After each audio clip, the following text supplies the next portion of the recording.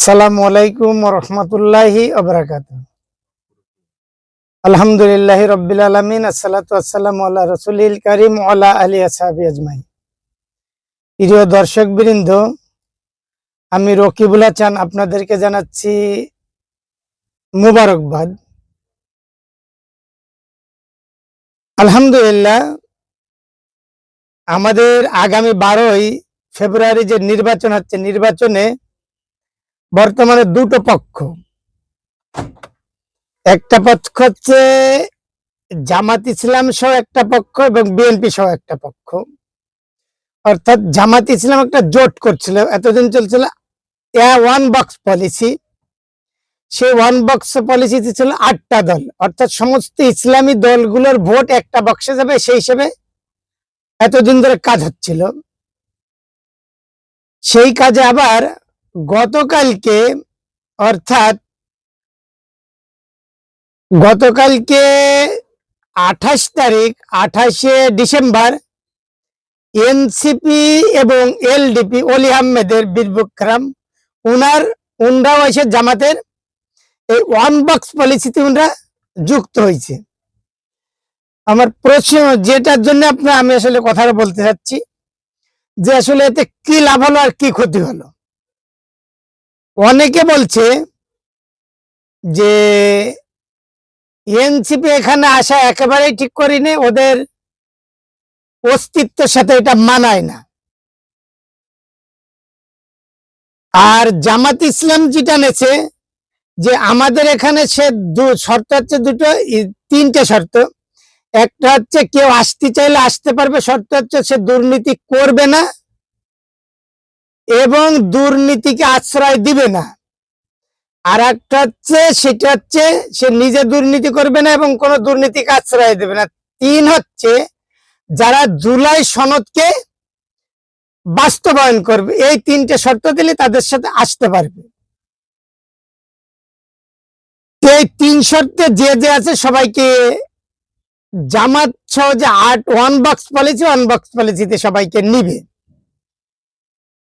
যে কথাটা বলছি, যে এই যে নিল, এইটি নিয়ে আমার সামনে আমি যেটা বলতে চাচ্ছি, যে আমাদের যদি হয় যে আমরা যে আসনে জিতবে ওয়ান বক্স পলিসিতে, তারা সেইখানে দিতে হবে। আমি এখন বলতে চাচ্ছি যেটা, যে এনসিপি কে শুনছি যে 30টি আসন নাকি দেওয়া হয়েছে। প্রশ্ন হচ্ছে, এনসিপি কি আসলে 30টি জিতে আসার ক্ষমতা রাখে কিনা। আমি ব্যক্তিগত যেটুকু মনে করছি, সেটি হচ্ছে এনসিপি 2টো আসনে জিতবে আশা করে। একটা হলেন হাসনাত আব্দুল্লাহ, এটা জিতবে ইনশাল্লাহ। আর একটা হচ্ছে সারজিস আলম। আর বাকি যারা আছে তাদের কারো জিতার সম্ভাবনা আছে কিনা। প্রশ্ন হচ্ছে, যদি আমাদের এই নিয়ম আছে আমরা জিতে আসার জন্য, জিতবো বলে সেই জন্যই কাজ করছি, তাহলে আমরা কেন তাদেরকে এত দিব। তাদেরকে আমাদের বুঝানোর দরকার ছিল যে না, আমরা তোমাদের দরকার টেকনোক্রেসিতে নেব, বিভিন্ন প্রতিশী নেব, কিন্তু আমাদের এই মুহূর্তে জিতে আসতে হবে। আমাদের 8 দলে ওয়ান বক্স পলিসিতে আমাদের জিততে হবে। এই কাজের জন্য আমি ব্যক্তিগত মনে করছি যে যদি 30টি আসন দেওয়া হয় এনসিপি কে, আসলে কতটুকু যুক্তিযুক্ত হলো ভেবে দেখতে হবে আমাদেরকে। যেহেতু এখনো সময় আছে, উইড্রো করার সময় আছে, এই যেহেতু সময়গুলো আছে, আমাদের এটা দেখার দরকার। আর কর্নেল অলি আহমেদ বীর বিক্রম উনি আসছে, আলহামদুলিল্লাহ, ওনাকেও আমরা সবাই স্বাগত জানাচ্ছি। তবে শর্ত হচ্ছে, এই সবকিছুর মূল যেটা আসতে হবে, সেইটা হচ্ছে যে কয়টাই সিট দেওয়া হোক, যাকেই দেওয়া হোক, সেখান থেকে আমাদের উঠে আসার যদি প্ল্যান থাকে, তাহলে আমরা পারবো।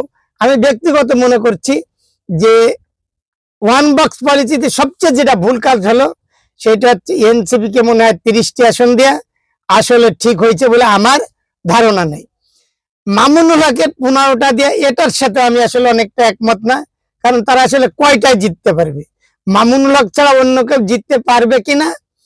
যেহেতু আমি মাঠ ময়দানের কর্মী, মাঠে আমরা কাজ করি, মাঠে আমরা চলি, আমরা দেখতে পাচ্ছি উনি ছাড়া জিততে পারবে কিনা।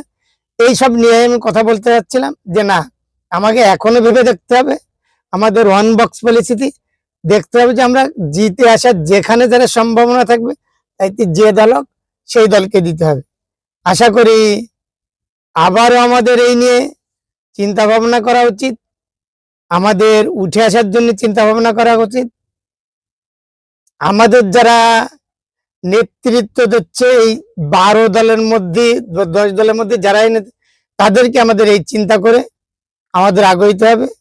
আমরা মাঠ পর্যায়ের কর্মী হিসেবে আমরা আবারও একটু বিবেচনার জন্য উপরের কাছে আবেদন জানাচ্ছি। আসসালামু আলাইকুম ওয়া রাহমাতুল্লাহি ওয়া বারাকাতুহু।